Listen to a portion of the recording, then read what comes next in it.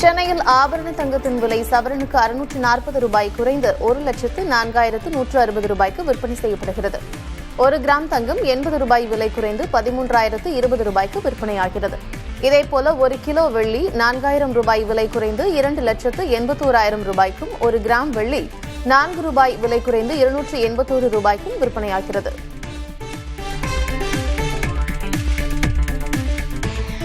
பணி நிரந்தரம் உள்ளிட்ட கோரிக்கைகளை வலியுறுத்தி சென்னையில் பகுதி நேர ஆசிரியர்கள் உண்ணாவிரத போராட்டத்தில் ஈடுபட்டனர். சிவானந்தா சாலையில் நடைபெற்ற போராட்டத்தில் ஏராளமான ஆசிரியர்கள் கலந்து கொண்டனர். அப்போது பகுதி நேர ஆசிரியர்களை பணி நிரந்தரம் செய்வோம் என்ற தேர்தல் வாக்குறுதியை திமுக அரசு நிறைவேற்றவில்லை என்று குற்றம் சாட்டினர். இந்த வாழ்க்கை என்ன வாழ்க்கை? தினம் தினம் அணுவாக செத்துக் கொண்டு இருக்கிறோம். இந்த ஆட்சியாளர்கள் பார்க்க வேண்டாமா? கல்வித்துறை உயரதிகாரிகள் பார்க்க வேண்டாமா? ஆதலால் இந்த போராட்டத்தின் வாயிலாக கண்டிப்பாக நீங்க தேர்தல் வாக்குறுதி எண் 181 குறிப்பிட்டுள்ளதை போன்று எந்தவித நிபந்தனையுமின்றி போர்க்கால அடிப்படையில் உடனடியாக பணி நிரந்தரம் செய்ய வேண்டும் என்பதை வலியுறுத்தி கேட்டுக்கொள்கிறேன். நீங்கள் இந்த போராட்டம் முடிவு அடைந்தவுடன் இந்த அரசிடமிருந்து எங்கள் பணி நிரந்தர செய்தி வரல என்றால் தமிழகத்தில் இருக்கிற இந்த 10-12 பகுதி நேர ஆசிரியர் சங்கங்களின் ஒன்றிணைத்து வருகின்ற ஜனவரி மாதத்தில் காலவரையற்ற போராட்டம் கண்டிப்பாக நடக்கும் நடக்கும் நடக்கும் என்பதை இந்த கூட்டத்தின் வாயிலாக உறுதியாக கூறிக்கொள்கிறேன். சென்னை காமராஜர் சாலையில் உள்ள மாற்றுத்திறனாளி ஆணையரகம் முன்பாக தமிழ்நாடு அனைத்து துறை மாற்றுத்திறனாளி பணியாளர் கூட்டமைப்பினர் குடும்பத்துடன் போராட்டத்தில் ஈடுபட்டனர். 2008 பிறப்பிக்கப்பட்ட அரசாணை 151 படி 2 ஆண்டுகளுக்கு மேல் பணிபுரியும் மாற்றுத்திறனாளிகளை நிபந்தனையின்றி பணி நிரந்தரம் செய்ய வேண்டும் என்று அவர்கள் வலியுறுத்தினர். முதலமைச்சரின் கவனத்திற்கு தங்களது கோரிக்கைகள் கொண்டு செல்லப்படுவதில்லை என்று தெரிவித்த அவர்கள் தொகுப்பூதிய பணியாளர் என்ற நிலையை மாற்றி நிரந்தர பணியாளர்களாக அங்கீகரிக்க வேண்டும் என்று தெரிவித்தனர்.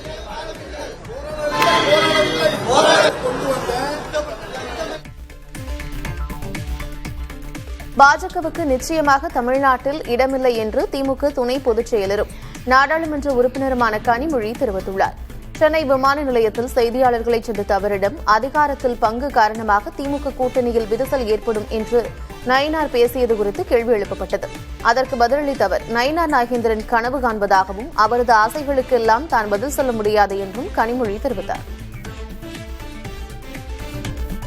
அவருடைய ஆர்வங்களுக்கெல்லாம் இல்லைன்னா ஆசைகளுக்கெல்லாம் நான் பதில் சொல்ல முடியாது. அவர் கனவு காணட்டும், தப்பு இல்லை, கனவு கண்டு கொண்டே இருக்கட்டும். நிச்சயமாக பிஜேபிக்கு தமிழ்நாட்டில் இடம் இல்லைங்கிறத மட்டும் அவர் புரிந்து கொள்ள வேண்டும். தமிழகம் வளர்ச்சி பாதையில் செல்வதாக கனிமொழி எம்பி தெரிவித்திருந்த நிலையில் தமிழ்நாட்டின் கடன் நிலைமை அபாயகரமாக உள்ளதாக காங்கிரஸ் நிர்வாகி பிரவீன் சக்கரவர்த்தி விமர்சித்துள்ளார். அதிமுக ஆட்சியில் பொருளாதாரம் மிகவும் பின்தங்கி இருந்ததாகவும் திமுக அரசுதான் அதனை சீர்திருத்தி தமிழ்நாட்டை முன்னணிக்கு கொண்டு வந்ததாகவும் கனிமொழி கூறியிருந்தார். ஆனால் 2010 தமிழகத்தை விட உத்தரப்பிரதேசம் 2 மடங்கு கடன் சுமை கொண்டிருந்த நிலையில் தற்போது தமிழகத்தின் கடன் அதனை விட அதிகரித்துள்ளதாக காங்கிரஸ் நிர்வாகி பிரவீன் சக்கரவர்த்தி குறிப்பிட்டுள்ளார். மேலும் வட்டி செலுத்துவதில் பஞ்சாப், ஹரியானா மாநிலங்களுக்கு அடுத்தபடியாக தமிழகம் உள்ளதாகவும் கொரோனா காலத்திற்கு பிந்தைய கடன் விகிதமும் முன்பை விட அதிகரித்துள்ளதாகவும் தனது எக்ஸ் தளப்பதிவில் சுட்டிக்காட்டியுள்ளார். ஏற்கனவே திமுக காங்கிரஸ் கூட்டணி தொடருமா என்பது விவாதத்திற்கு உள்ளாகியுள்ள நிலையில் கனிமொழியின் கருத்துக்கு பிரவீன் சக்கரவர்த்தி எதிர்வினையாற்றியுள்ளார். சமீபத்தில் தமிழக வெற்றிக் கழக தலைவர் விஜயை பிரவீன் சக்கரவர்த்தி சந்தித்திருந்த நிலையில் திமுகவுடன் தான் தங்களது கூட்டணி தொடரும் என்று காங்கிரஸ் மூத்த தலைவர்கள் கூறி வந்தனர். ஆனால் தற்போது திமுக அரசின் பொருளாதார கொள்கை மீதும் அக்கட்சியுடன் கூட்டணியில் இருக்கும் காங்கிரஸ் நிர்வாகி பிரவீன் சக்கரவர்த்தி விமர்சனம் செய்துள்ளது அரசியல் வட்டாரத்தில் பெரும் விவாதமாகியிருக்கிறது. தமிழ்நாட்டின் வளர்ச்சியை முடக்க நினைக்கும் சக்திகளுக்கு எதிராக ஒரு பெரும் போரை நடத்திக் கொண்டிருப்பதாக தொழில்துறை அமைச்சர் TRB ராஜா தெரிவித்துள்ளார். சுயநல நோக்கத்தோடு செயல்படுபவர்களின் பேச்சை கேட்டு நேரத்தை வீணடிக்காமல் முதலமைச்சர் ஸ்டாலினின் திராவிட மாடல் சாதனைகளை மக்களிடம் கொண்டு சேர்ப்பதை இலக்கு எனவும் அவர் கூறியுள்ளார். திசை திருப்பும் உத்திகளில் சிக்காமல் முதல்வரின் தொலைநோக்கு திட்டங்களையும் மாநிலத்தின் முன்னேற்றத்தையும் மட்டுமே முன்னிறுத்தி பணியாற்ற வேண்டும் என்று கட்சியினரை அவர் கேட்டுக் கொண்டுள்ளார்.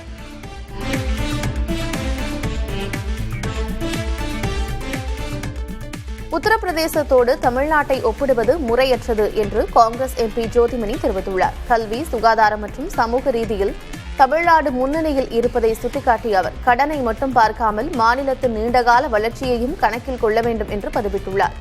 காங்கிரஸ் நிர்வாகி பிரவீன் சக்கரவர்த்தி தமிழ்நாட்டின் கடன் உத்தரப்பிரதேசத்தை விட அதிகம் என்று குறிப்பிட்டது சர்ச்சையை ஏற்படுத்தியது. 2026 தேர்தல் நெருங்கும் சூழலில் தாவேகாவுடன் காங்கிரஸ் கூட்டணி வைக்குமோ என்ற யூகங்களுக்கு மத்தியில் இந்த விவகாரம் திமுக காங்கிரஸ் கூட்டணியில் சலசலப்பை ஏற்படுத்தியுள்ளது. இந்நிலையில் பிரவீன் சக்கரவர்த்தியின் கருத்துக்கு காங்கிரஸ் எம்பி ஜோதிமணி எதிர்வினையாற்றியுள்ளார். தமிழ்நாட்டின் கடன் குறித்து விமர்சித்திருந்த காங்கிரஸ் நிர்வாகி பிரவீன் சக்கரவர்த்தியின் பதிவுக்கு அக்கட்சியின் தலைவர்கள் கண்டனம் தெரிவித்துள்ளனர். அதன்படி மாநிலங்களை அவற்றின் மொத்த கடனை மட்டும் வைத்து மதிப்பிடக்கூடாது என காங்கிரஸ் எம்பி சசிகாந்த் செந்தில் குறிப்பிட்டுள்ளார். அவ்வாறு செய்வது உயரம், தசை வளர்ச்சியை பார்க்காமல் வெறும் உடல் எடையை மட்டும் வைத்து ஒருவரின் உடற்தகுதியை தீர்மானிப்பது போன்றது என்றும், மேலும் இது முழுமையான தரவுகள் இல்லாத வெறும் மேலோட்டமான கணிப்பு என்றும் கூறினார். அதேபோல் மொத்த மாநில உள்நாட்டு உற்பத்திக்கும் கடனுக்கும் உள்ள விகிதம் மட்டுமே முக்கியமானது என காங்கிரசின் லட்சுமி ராமச்சந்திரன் தெரிவித்திருக்கிறார். தமிழ்நாட்டை பொறுத்தவரை இந்த விகிதம் ஏறக்குறைய சீராகவே உள்ளதாகவும், இந்த நுணுக்கங்களை புரிந்து கொள்ளாமல் மற்ற மாநிலங்களோடு ஒப்பிடுவது அர்த்தமற்றது எனவும் அவர் குறிப்பிட்டுள்ளார். வெறும் கடன் தொகையை மட்டும் மேற்கோள் காட்டுவது வழக்கமாக ஒரே விஷயத்தை திரும்ப திரும்ப சொல்லும் பாஜக செய்தி தொடர்பாளர்களைப் போல செயல்படுவதாகும் என காங்கிரஸ் கட்சியின் மோகன் குமாரமங்கலம் தெரிவித்திருக்கிறார். மதிமுகவின் மரியாதைக்கு ஏற்ற வகையில் கூடுதல் தொகுதிகளை திமுக ஒதுக்க வேண்டும் என அக்கட்சி கூட்டத்தில் நிர்வாகிகள் மற்றும் தொண்டர்கள் வலியுறுத்தினர். சட்டமன்ற தேர்தல் நடவடிக்கைகள் சூடுபிடிக்க தொடங்கியுள்ள நிலையில் திமுக கூட்டணியில் இடம்பெற்றுள்ள காங்கிரஸ், இந்திய கம்யூனிஸ்ட் உள்ளிட்ட கட்சிகள் கூடுதல் தொகுதிகளை கேட்டு தங்கள் நிலைப்பாடுகளை தெரிவித்து வருகின்றனர். இந்நிலையில் மதிமுகவின் உயர்மட்ட குழு கூட்டம் சென்னையில் உள்ள கட்சி தலைமையகத்தில் நடைபெற்றது. இந்த கூட்டத்தின் போது இந்த முறை வைகோ கூடுதல் தொகுதிகளை கேட்க வேண்டும் என கட்சியினர் குரல் எழுப்பியுள்ளனர். திமுக கூட்டணியில் மதிமுகவுக்கு உரிய தொகுதிகள் கிடைக்கும் என்ற நம்பிக்கையில் இருப்பதாக அக்கட்சியின் முதன்மை செயலர் துரை வைகோ தெரிவித்துள்ளார். கன்னியாகுமரி மாவட்டம் நாகர்கோவிலில் செய்தியாளர்களை சந்தித்த அவர் 2026 தேர்தலில் விஜய் உட்பட எத்தனை அணிகள் வந்தாலும் திமுக கூட்டணிதான் வெற்றி பெறும் என்றார். மேலும் திமுக கூட்டணியில் தொகுதி எண்ணிக்கை அதிகரித்தால் சந்தோஷப்படுவோம் என்றும், குறைந்தால் அது தங்களுக்கு வேதனைதான் எனவும் துரை வைகோ தெரிவித்தார். மறுமலர்ச்சி திமுக உரிய அந்த எண்ணிக்கை திமுக தலைமை வழங்கும், கூட்டணி தலைமை வழங்கும் என்ற நம்பிக்கையுடன் இருக்கின்றோம். சகோதரர் விஜய் உட்பட பலர் 3வது அணி 4வது அணி சொன்னாலுமே இந்த தடவை பொறுத்தவரைக்கும் இந்த கூட்டணி ஒரு வலிமையான கூட்டணி. இந்த கூட்டணி கண்டிப்பாக இந்த தேர்தல் வெற்றி பெறுங்கிறத என்ன கருத்து சொல்லுவார். தேர்தல் நீங்க அறிவிப்பெல்லாம் அந்த வரும்போது எல்லா கூட்டணி கட்சி பேசும்போது, எங்களுடைய இயக்க தலைமை கூட்டணி தலைமையிட்ட பேசும்போது நீங்க எண்ணிக்கை குறைவுங்கிறத பொறுத்த வரைக்கும் யாருக்கும் ஒரு சந்தோஷமா இருக்காது. எண்ணிக்கை கூட சந்தோஷப்படுவோம். திருச்சி மாவட்டம் முசிறி சட்டமன்ற தொகுதி அமமுக வேட்பாளரை அக்கட்சியின் பொதுச் செயலர் தினகரன் அறிவித்துள்ளார். அமமுக முசிறி சட்டமன்ற தொகுதி நிர்வாகிகள் ஆலோசனைக் கூட்டம் அங்குள்ள திருமண மண்டபத்தில் நடைபெற்றது. அப்போது அமமுக எந்த கூட்டணியில் இணைந்தாலும் முசிறி தொகுதியில் ராஜசேகர் தான் போட்டியிடுவார் என்று தினகரன் அறிவித்தார். மேலும் கூட்டணி ஆட்சியில் அமமுகவுக்கும் பங்குண்டு என்று தினகரன் தெரிவித்தார்.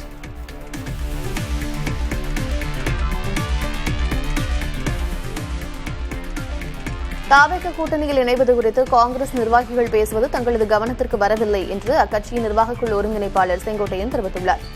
கோவை விமான நிலையத்தில் செய்தியாளர்களை சந்தித்த அவர், தாவேக தலைவர் விஜயை முதல்வராக ஏற்றுக்கொள்பவர்கள் மட்டும்தான் கூட்டணியில் இணைய முடியும் என்றார்.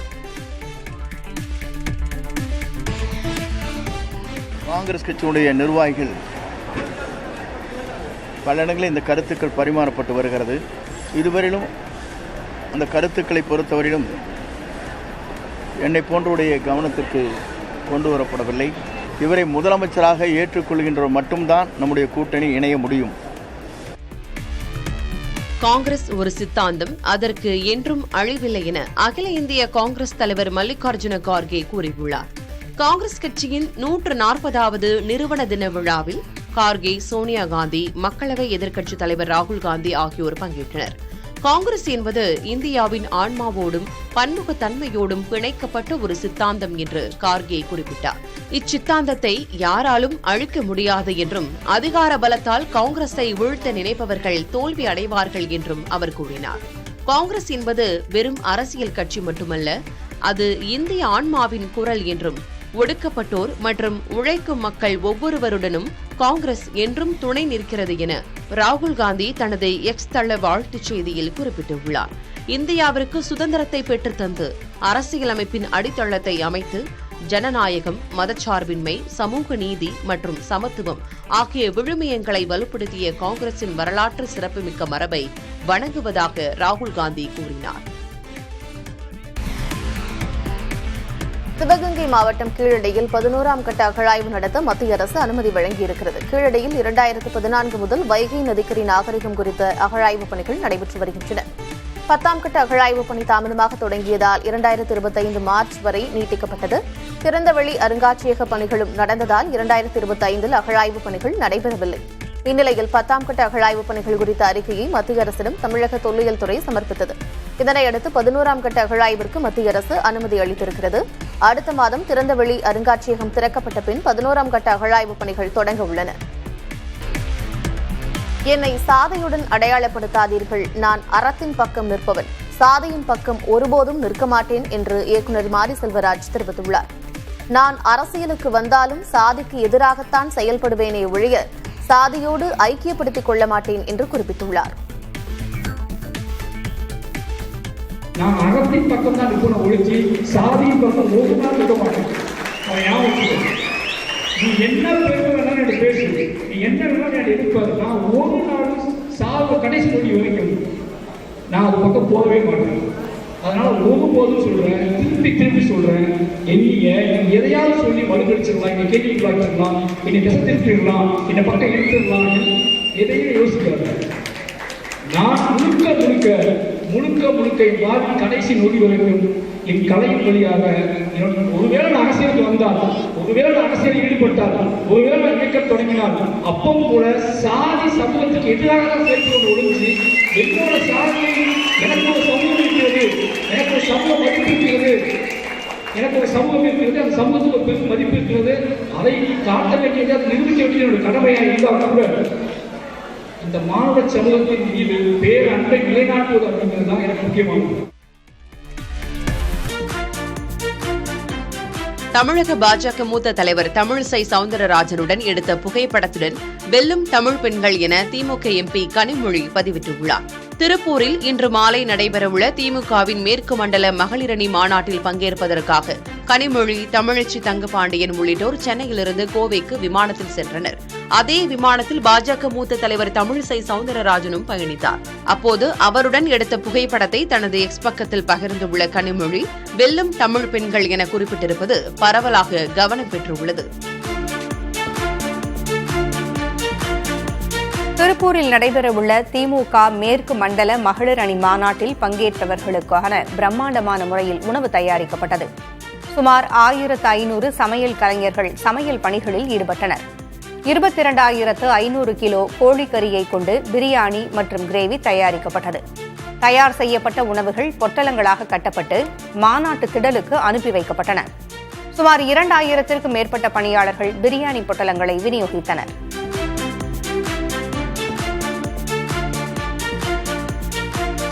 நாங்கள் களத்தில் இருக்கிறோமா இல்லையா என்பதை மக்கள் முடிவு செய்வார்கள் என்று அதிமுக முன்னாள் அமைச்சர் செல்லூர் ராஜு தெரிவித்துள்ளார்.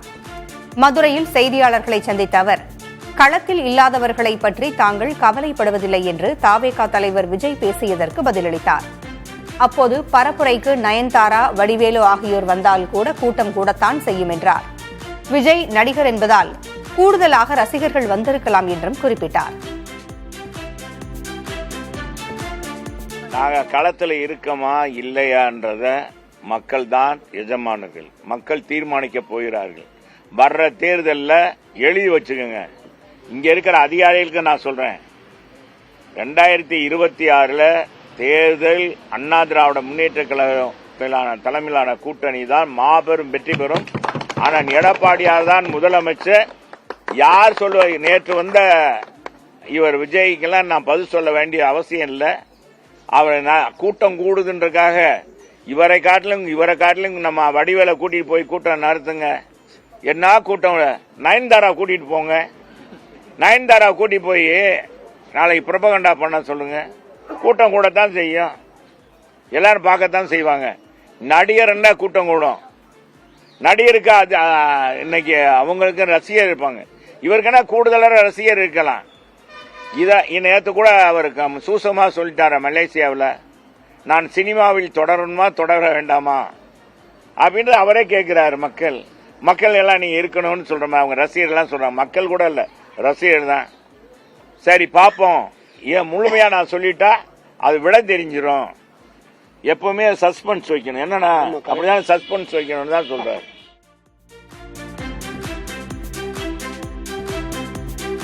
தாவேகாவினருக்கு நாவடக்கம் தேவை என அதிமுக முன்னாள் அமைச்சர் செல்லூர் ராஜு எச்சரித்துள்ளார். மேலும் முன்னாள் அதிமுக அமைச்சர் எல்லோராலும் எம்ஜிஆராக முடியாது என்றும், கடைவிரித்த விஜய்க்கு வியாபாரம் ஆகாமல் போகிறது என்றும் விமர்சித்துள்ளார். எல்லாமே நல்லா தாங்க. ட்ரெய்லர் பாத்தீங்கன்னா இந்தியன் படம் 2 படத்தை பாருங்க, என்ன மாதிரி இருந்துச்சு. மக்கள் என்ன நினைச்சாங்க, எல்லாரும் எம்ஜிஆரா மாற முடியாது. வானத்தில் ஒரு சந்திரன், பூமியில் ஒரு ராமச்சந்திரன் ஒருத்தர் தான். காவியத்தில் ராமச்சந்திரன் இருக்கலாம், எம்ஜிஆரா எல்லாரும் ஆகணும்னா ஒன்னும் நடக்காது. சும்மா பாக்குறது கூட்டம் கூடும் எல்லா இடத்துக்கும். இதே 3 தடவை விஜய் வரட்டும், கூட்டம் கூடுறத பார்ப்போம். நம்ம டிஆர் அனுப்பிச்சோம், டிஆர் வந்தாருங்க, அடுக்கு மொழியில பேசினாரு, கூட்டத்தை பார்த்தா அவரு கட்சி ஆரம்பிச்சிட்டாரு. டக்குன்னு பாக்கியராஜ ஆரம்பிச்சாரு, அண்ணன் சிவாஜி, மறைந்த நடிகர் சிவாஜி கணேசன், கமலஹாசன், டிவியே உடைச்சாரப்பா. ஊழல் எதிர்த்து இந்த கட்சி தொடங்கி இருக்கு. ஒரு 6 அரசியல் மக்கள் நீதி மையம் எதிர்க்கும்னாரு, ஒரு சீட்டுக்காக போயிட்டாரே. இது மாதிரிதான் ஆகக்கூடாது விஜய் என்பதுதான் என்னுடையது. ஓவரா ரொம்ப கான்பிடன்ஸை வச்சா ரொம்ப இதாகும்.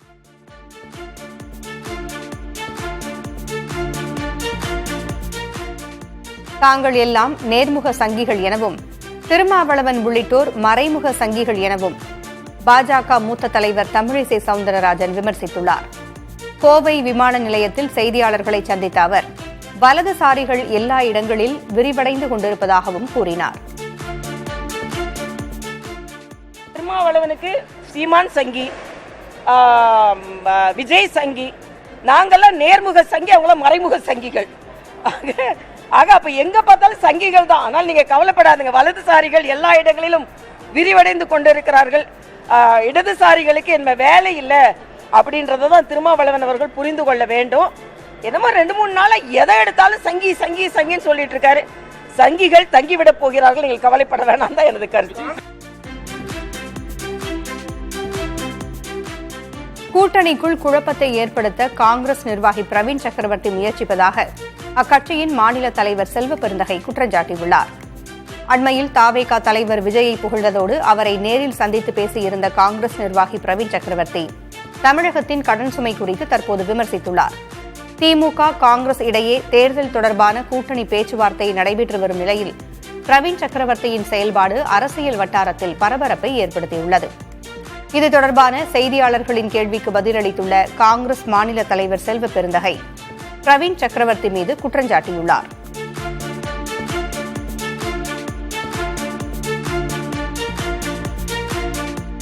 ஒருபோதும் கொல்லைப்புறமாக காங்கிரஸ் கட்சி பேச்சுவார்த்தை நடத்தாது என அக்கட்சியின் மாநில தலைவர் செல்வ பெருந்தகை தெரிவித்துள்ளார். அண்மையில் தாவேகா தலைவர் விஜயை காங்கிரஸ் நிர்வாகி பிரவீன் சக்கரவர்த்தி சந்தித்து பேசியது குறித்த கேள்விக்கு பதிலளித்த அவர், காங்கிரஸ் கட்சியின் பெயரை சீர்குலைக்க முயற்சிப்பதாக குற்றஞ்சாட்டியுள்ளார். காங்கிரஸ் பேரியக்கத்தை பொறுத்தவரை இப்பொழுது மட்டுமல்ல, கடந்த கால வரலாறு 140 ஆண்டுகளை கடந்த காங்கிரஸ் பேரியக்கம் ஒருபோதும் கொல்லைப்புற வழியாகவோ பின்புற வழியாகவோ பேச்சுவார்த்தை நடத்தாது. இது தனிநபருடைய வளர்ச்சிக்காகவும் தனிநபருடைய விளம்பரத்திற்காகவும் இந்த முயற்சியை முன்னெடுக்கிறார்கள். இதற்கும் காங்கிரஸ் பேரியக்கத்திற்கும் துளி அளவும் சம்பந்தம் இல்லை. எப்பொழுதுமே எங்களுடைய அகில இந்திய தலைமை தான் கூட்டணியை பற்றி முடிவு செய்யும். பல முறை சொல்லிட்டோம். இதை ஒரு தனிநபராக இருந்துட்டு தலைவர் ராகுல் காந்தி பெயரை ஏதாவது கெடுக்கலாமா, காங்கிரஸ் பேரியக்கத்தின் பெயரை ஏதாவது சீர்குலைக்கலாமா என்ற முயற்சிக்கின்றவர்களுக்கு ஒருபோதும் இது கை கொடுக்காது. அது பகல் கனவாக முடியும்.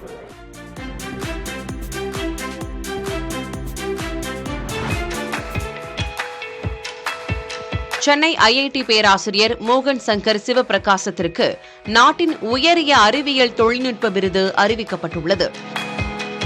குறைந்த செலவில் மருத்துவ சிகிச்சை அளிப்பதற்கான தொழில்நுட்பங்களை கண்டறிந்ததற்காக இவ்விருது அறிவிக்கப்பட்டுள்ளது. நாட்டில் அறிவியல் தொழில்நுட்ப துறைகளில் அரிய சாதனைகளை செய்தவர்களுக்கு ராஷ்டிரிய விஞ்ஞான் புரஸ்கார் விருது கடந்த ஆண்டு முதல் வழங்கப்பட்டு வருகிறது. அறிவியல் தொழில்நுட்பத் துறையில் நாட்டின் உயரிய விருதாக இது கருதப்படுகிறது. இதில் சிறப்பாக செயல்பட்ட இளைஞர்களுக்கான விஞ்ஞான் யுவா பிரிவில் மோகன சங்கர் சிவபிரகாசம் தேர்வு செய்யப்பட்டுள்ளார். First time India is releasing human brain data as a global resource that is digitally accessible online by anybody in the world.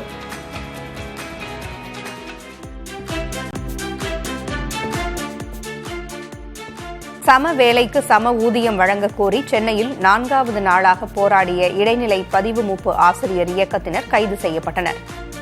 திமுக அளித்த தேர்தல் வாக்குறுதியை நிறைவேற்ற வலியுறுத்தி 500க்கும் மேற்பட்ட ஆசிரியர்கள் எழிலகத்தை முற்றுகையிட முயன்றனர்.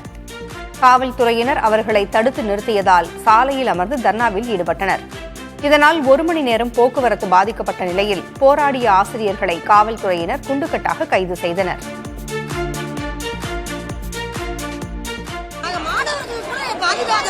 விடுமுறையில தான் போராடுறோம். நாங்க எதுக்கு பொதுமக்களுக்கு இடையில கொடுக்கணும்? ஏன்னா எங்களுக்கு இடம் கொடுக்க மாட்டாங்க. இடம் கொடுக்காத போது நாங்க என்ன சார் வீட்டுல தான் வந்து நிற்போம். இடம் கொடுக்காததுக்கு என்ன காரணம்னா எங்களுக்கு மத்த எல்லாரும் ஆதரவு கொடுத்துருவாங்கன்ற பயம் தான். ஒண்ணு கோரிக்கை நிறைவேற்றணும், இல்லைன்னா நாங்க இங்கே கிடந்து சாப்பிடுறோம்.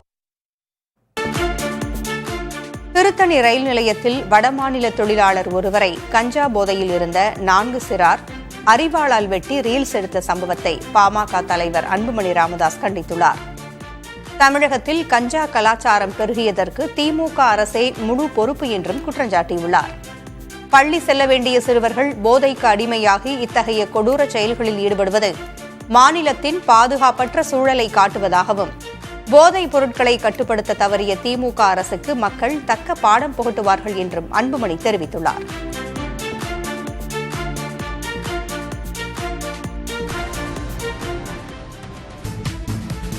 ஆரவல்லி மலைத்தொடர் வரையறை குறித்த தனது தீர்ப்பை நிறுத்தி வைத்த உச்சநீதிமன்றம் அதுகுறித்து ஆராய நிபுணர் குழுவையும் அமைத்திருக்கிறது.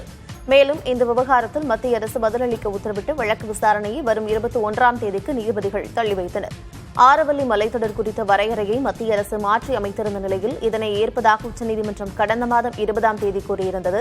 இதனால் ஆரவல்லி மலைகளில் சுரங்கத் தொழிலுக்கு திறந்துவிடப்படும் சுற்றுச்சூழல் பெரிய அளவில் சீரழியும் என்று எதிர்ப்புகள் கிளம்பிய நிலையில் இதனை உச்சநீதிமன்றம் தாமாக முன்வந்து விசாரணைக்கு எடுத்தது.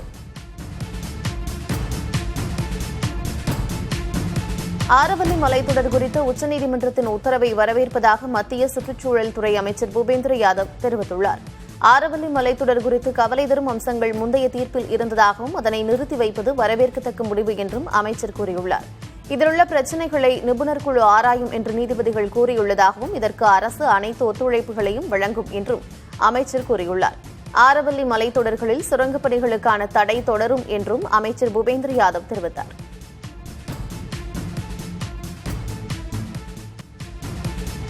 ஆரவல்லி மலைத்தொடர் குறித்த மறுவரையறையை உச்சநீதிமன்றம் நிறுத்தி வைத்துள்ளதை காங்கிரஸ் கட்சி வரவேற்றுள்ளது.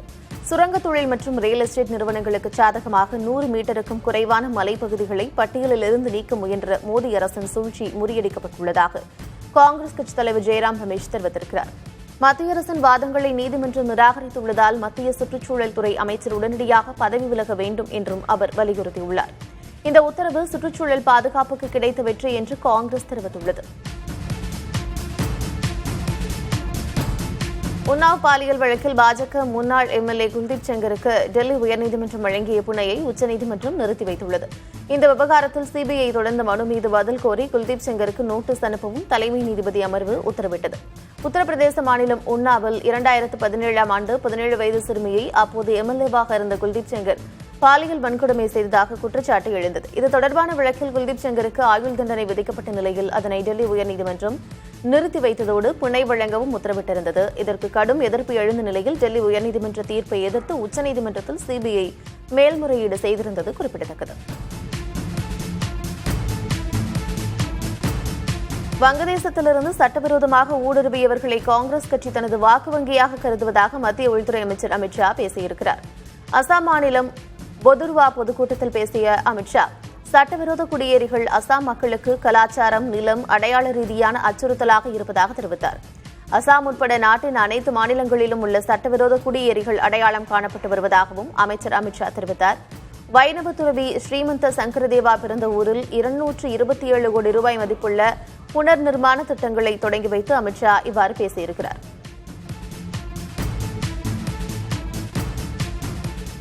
மகாராஷ்டிராவில் பிம்ப்ரி சிஞ்ச்வாட் மாநகராட்சி தேர்தலில் தேசியவாத காங்கிரசின் இரு பிரிவுகளும் கூட்டணி அமைத்து போட்டியிடுவது அதிகாரப்பூர்வமாக அறிவிக்கப்பட்டுள்ளது. குடும்பங்கள் மீண்டும் இணைந்ததாக தேசியவாத காங்கிரசின் ஒரு பிரிவின் தலைவரான அஜித் பவார் கூறியுள்ளார். புனே மாநகராட்சி தேர்தலிலும் கூட்டு சேருவது தொடர்பாக இரு கட்சிகளும் பேசி வருகின்றன. இதன் மூலம் தேசியவாத காங்கிரஸ் கட்சியின் சரத்பவார் தலைமையிலான பிரிவை தங்கள் பக்கம் கொண்டுவர பாஜக தலைமையிலான கூட்டணி முயற்சிக்கிறதா என்ற கேள்வி எழுந்திருக்கிறது. ஆனால் பாஜக கூட்டணியில் உள்ள தேசியவாத காங்கிரசின் அஜித் பவார் பிரிவு அதிருப்தியில் உள்ளதாகவும், இதனால் தான் எதிர் முகாமில் உள்ள சரத்பவார் பிரிவுடன் கூட்டு சேர்ந்துள்ளதாகவும் ஒரு சாரார் கூறுகின்றனர்.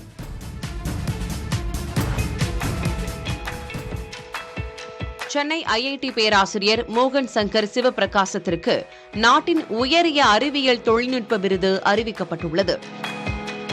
குறைந்த செலவில் மருத்துவ சிகிச்சை அளிப்பதற்கான தொழில்நுட்பங்களை கண்டறிந்ததற்காக இவ்விருது அறிவிக்கப்பட்டுள்ளது. நாட்டில் அறிவியல் தொழில்நுட்ப துறைகளில் அரிய சாதனைகளை செய்தவர்களுக்கு ராஷ்டிரிய விஞ்ஞான் புரஸ்கார் விருது கடந்த ஆண்டு முதல் வழங்கப்பட்டு வருகிறது.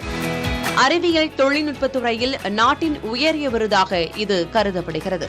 இதில் சிறப்பாக செயல்பட்ட இளைஞர்களுக்கான விஞ்ஞான் யுவா பிரிவில் மோகன சங்கர் சிவபிரகாசம் தேர்வு செய்யப்பட்டுள்ளார்.